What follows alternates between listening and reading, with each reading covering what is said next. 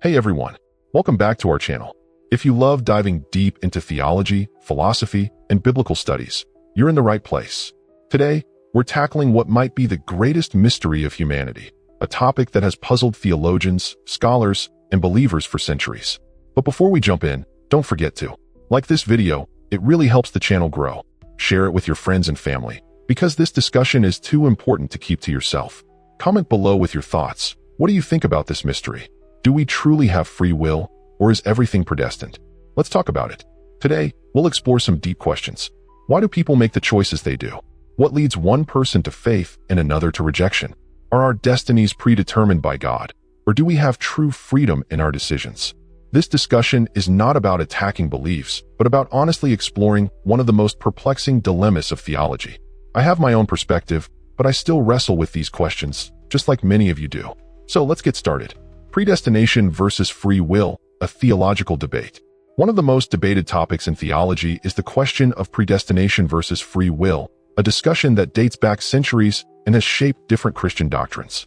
On one side, John Calvin and his followers emphasize predestination, arguing that God's sovereignty means that everything, including salvation, is predetermined. According to Calvinism, God is in absolute control, and nothing happens outside his divine will. Those who are saved were chosen by God before the foundation of the world. Those who are not saved were not chosen, and their fate was already decreed. This perspective can be unsettling because it suggests that some are destined for salvation while others are destined for condemnation, with no personal choice in the matter. Calvin even acknowledged that this doctrine is difficult to accept, calling it a horrible decree, decretum horrible. On the other side, Jacobus Arminius and his followers advocate for free will, believing that humans have the ability to choose between good and evil. God's grace enables people to respond to him, but it is not forced upon them. Salvation is available to all, but each individual must accept or reject it. This debate has profound emotional and spiritual implications. If Calvinism is correct, why do some born in faith abandon it, while others discover faith despite no religious upbringing? If Arminianism is correct, how do we reconcile God's foreknowledge with human responsibility? Both perspectives rely on biblical passages to support their claims, and neither side offers a completely simple answer. Today, believers continue to wrestle with these questions, trying to understand the mystery of human choice and divine sovereignty. Personal and emotional reflections. Beyond theology and doctrine, the question of why people choose faith or turn away from it is deeply emotional. Many parents, pastors, and believers struggle with the pain of seeing loved ones abandon their faith, leading to feelings of confusion, guilt, and sorrow. The speaker shares his personal experience with former theology students. Some of his brightest students, whom he once recommended for higher studies, are now atheists or agnostics. This raises painful questions. Did I fail as a teacher? Was there something more I could have done? Similarly, many parents experience heartbreak when their children leave the church, despite being raised in a Christian environment. They often ask themselves, where did I go wrong? Why does my child reject what I taught with love? Some families cannot even mention God at home without causing tension. Even among Calvinist believers, who accept that everything happens according to God's sovereign will, the emotional struggle remains. When a loved one turns away from faith, even those who believe in predestination feel the pain and desire to bring them back. At its core, this is not just a theological debate. It is an issue that affects real lives, causing anguish, doubt, and longing for those who have walked away. The mystery deepens. Why do some stay in faith while others leave, even when raised in the same circumstances? Examples of conversion and deconversion. To illustrate the mystery of faith and choice, the speaker presents two contrasting real-life stories, one of conversion and one of deconversion. The journalist's conversion. A journalist was invited to a Baptist church as a child, despite coming from a non-practicing Catholic family. From the moment she stepped into the church, she felt at home, drawn by the music, the people, and the atmosphere. 30 years later, she remains deeply committed to her faith, full of enthusiasm for her spiritual journey. Her family did not initially follow her, but over time, her mother also became Baptist. The singer's daughter's deconversion. In contrast, the daughter of a well-known Christian singer shared her story of leaving the church. She grew up fully immersed in Christian culture, with a mother dedicated to ministry. However, she never felt that Christianity was truly her place and gradually distanced herself. In a public interview, she described her departure from faith not with anger or resentment, but as a natural decision. She admitted to secretly listening to secular music as a child and eventually embracing a completely different lifestyle, celebrating her choice. These parallel, yet opposite experiences raise profound questions. Why does someone raised outside the church find faith so naturally, while someone raised within it walks away? Is faith a matter of personal choice, divine calling, or external influences? This contrast emphasizes the complexity of human decisions regarding faith and sets the stage for a deeper theological reflection on predestination, free will, and God's role in our choices. Philosophical and logical implications of predestination. The contrast between conversion and deconversion leads to a deeper philosophical and theological dilemma. Why do people make different choices? If God predetermines everything, can humans be truly responsible for their actions? Does predestination contradict the concept of divine justice and love? The Calvinist perspective holds that everything, even a person's salvation or condemnation, is part of God's sovereign decree. This implies that if someone is saved, it is because God willed it. If someone is lost, it is also by God's will. This idea is unsettling for many because it suggests that some people are created with no chance of salvation, contradicting passages where God expresses his desire for all to be saved.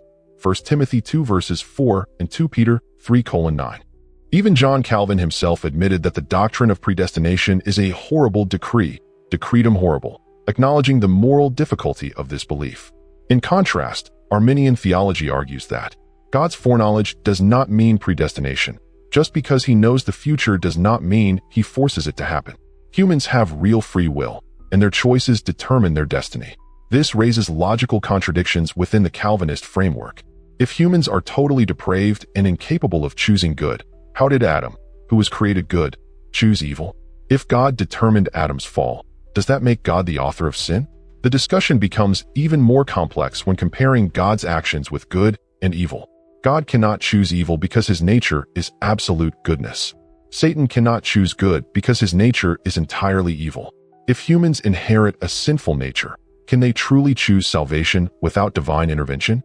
These dilemmas reveal that the debate between predestination and free will is not just theological, but deeply philosophical, raising questions about justice, morality, and human responsibility. Key biblical passages analyzed. To further understand the theological debate on predestination versus free will, the speaker examines several key biblical passages that are often cited to support each side of the argument. Proverbs 16 verse 4. The Lord has made everything for its purpose, even the wicked for the day of evil. This verse is frequently used to suggest that God has determined everything, including the actions of the wicked. According to Calvinists, this passage supports the idea that even evil acts serve God's greater plan and are part of his predestined will. Ecclesiastes 7 verse 29. God made mankind upright, but they have sought out many schemes. This verse seems to indicate that human beings were created good, but chose to go astray. This aligns with Arminian theology, suggesting that humans were initially made righteous, but were given the freedom to choose to sin. Romans 9 verse 18. So then he has mercy on whom he wills, and he hardens whom he wills. This passage, often quoted by Calvinists, appears to suggest that God exercises absolute sovereignty, deciding who will receive his mercy and who will be hardened, e.g., Pharaoh's heart. It highlights the Calvinist belief in predestination, where God determines individual fates. Exodus 7 verse 3 and parallel verses. The Bible recounts that God hardened Pharaoh's heart, yet it also mentions that Pharaoh hardened his own heart. This apparent contradiction is used to highlight a key point in Calvinism. God's sovereign will does not contradict human responsibility. The speaker explains that in Hebrew, the verb for hardening can imply allowing or permitting, suggesting that God's involvement could be permissive rather than directly causing the hardening. 1 Timothy 2 verse 4. God desires all people to be saved and to come to the knowledge of the truth. This verse stands in contrast to the Calvinist view of predestination because it suggests that God desires the salvation of everyone. If salvation is indeed predetermined, then why would God express such a desire for all people? John 3 verse 16. For God so loved the world, that he gave his only Son, that whoever believes in him should not perish but have eternal life. This well-known passage is often used by Arminians to argue that salvation is available to everyone, and that individuals must choose to believe in Christ for salvation. It challenges the Calvinist idea that only a specific group of people are predestined to be saved. These passages illustrate the complexity of the theological debate and reveal that while some verses seem to support the idea of God's sovereignty and predestination, others seem to suggest that humans have the freedom to choose their paths, creating tension between the two doctrines. Linguistic and cultural interpretations. A crucial aspect of the predestination versus free will debate is the role of language and cultural context in biblical interpretation. Many theological disagreements arise from how certain words and phrases were originally written in Hebrew and Greek and how they have been translated over time. The Hebrew perspective on action and permission. In Hebrew, verbs are often used in an active form even when they refer to permissive actions. Example, the hardening of Pharaoh's heart, Exodus 7 verse 3, is sometimes stated as God hardened his heart, while other verses say Pharaoh hardened his own heart. The speaker explains that, in Hebrew, God is often made the subject of actions he merely allows rather than directly causes. This means that God permitting something to happen does not necessarily mean he actively caused it. The expression, made to live. Another example comes from Exodus 1 verse 18, where Pharaoh questions the Hebrew midwives for allowing Israelite boys to survive. In Hebrew, the phrase is not, left the boys alive, but rather, made them live. This linguistic nuance shows how Hebrew often expresses permission in an active way, influencing how we interpret verses about God's actions and human choices. Biblical statements of God's will. Some passages state that God desires all people to be saved. 1 Timothy 2 verses 4 and 2 Peter 3:9, which seems to contradict the idea that he would predestine some to damnation. If God's will is always fulfilled, then everyone should be saved. But since that is not the case, his will must include human choice. Reconciling apparent contradictions. Biblical texts sometimes present different perspectives on the same event. Example, Proverbs 16 verse 4 states that God created the wicked for destruction, while Ecclesiastes 7 verse 29 says that God made mankind upright, but people strayed into evil. This suggests that human beings have a role in their own choices, rather than being merely predetermined for destruction. By understanding linguistic and cultural nuances, we gain a more balanced perspective on biblical texts. The debate over predestination and free will is not just a matter of doctrine, but also one of language and interpretation. Conclusion and call to action.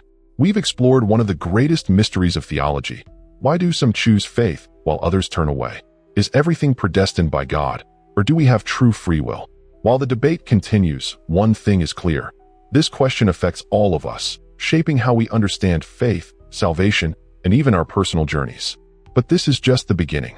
There are so many layers to this discussion, and in future videos, we'll dive even deeper into more biblical insights on predestination and free will, the role of human responsibility in salvation, what early church fathers believed about this topic, the practical impact of these doctrines on our daily lives. If you found this discussion thought-provoking, don't forget to like this video. It helps spread this content to more people.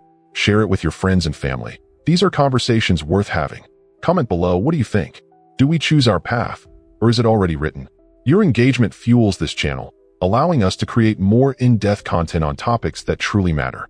So, if you're curious about faith, theology, and the mysteries of human choice, make sure to subscribe and turn on notifications so you never miss what's coming next. See you in the next video. Stay curious, stay faithful, and keep seeking the truth.